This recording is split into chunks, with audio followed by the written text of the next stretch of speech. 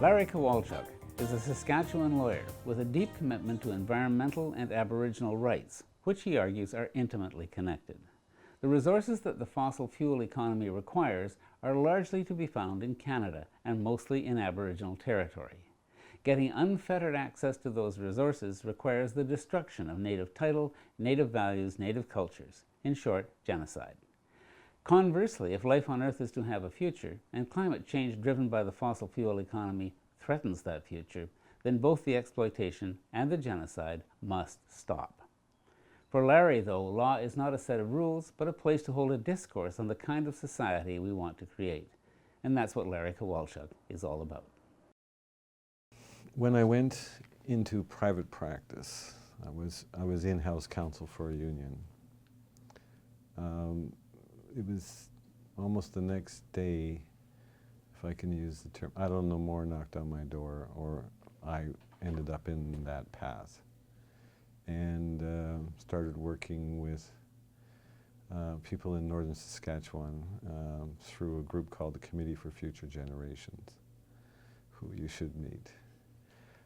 It's a committee that is what we are now going to call CSIS, but it's a committee of people who are premised on the fact that we need to change the way we relate to our environment for present and future generations, and that's what they called themselves, the Committee for Future Generations. So there were at that time people who identify as Métis, people who identify as First Nations, people who identify as Aboriginal, people who were cottage owners, settlers, environmentalists, and they all came together to work on one concept, and that is we're all treaty people, because they're in northern Saskatchewan it's treaties, but we're all treaty people. Our responsibility is mutual. We signed a deal or a contract, whatever you want to call it. Both sides have a responsibility to enforce it, and should. Your view of the law is also quite fascinating, because you clearly do see it as an evolving living tree, but as an evolving process that changes and grows and adapts, and not as a, and I think a lot of people do see it as a very rigid thing. That's the law, man. Oh yeah, one of my, I call him my mentor. He's a professor at the university where I took law. Says that human rights documents, like the Charter, like international law, covenants, declarations, American Constitution, right to life, liberty, pursuit of happiness, those are guidelines for society. They're not rules. How can you make a rule that, well, even rationally, you have the freedom of expression, sir? Well, what does that mean? Inherently, it's about human rights. And if you accept the theory of evolution, which I happen to, we need to evolve. And so I was watching some, you can go online and watch some of the techniques at Harvard Law School, for example. But in a lot of schools, law schools now, the discourse is what's important. Today, we might not agree that this is what we want to do, because we've never talked about it before in an honest way, like gay rights, for example. People have honest beliefs about that. Now, are they beliefs that we agree with? Some won't, some don't.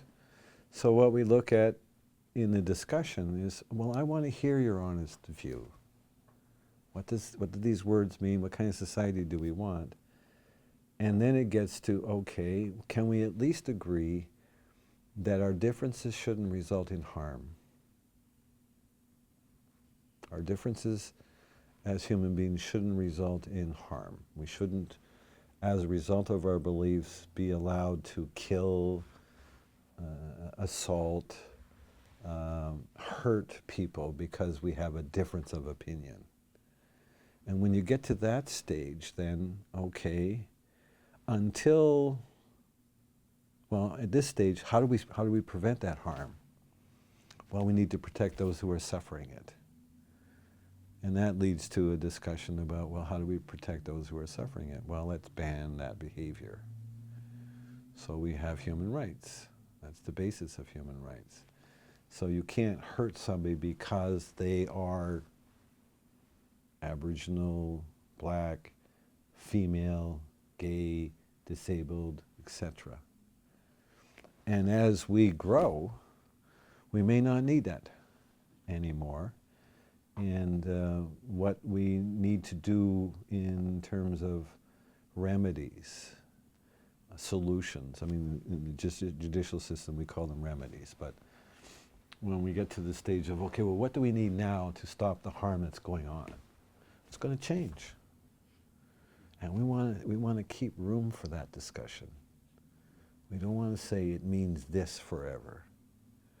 We want to say, for now, we are going to use this law to stop this harm in this way. We may not do it that way tomorrow. Larry Kowalchuk, the remarkable human rights and environmental lawyer who is representing two groups of New Brunswick citizens in fundamental legal challenges to the fossil fuel industry and the governments that support them. If you enjoyed this interview, you'll probably enjoy our conversations with Aboriginal legal philosopher John Borrows or the brilliant Filipino attorney Antonio Oposa Jr.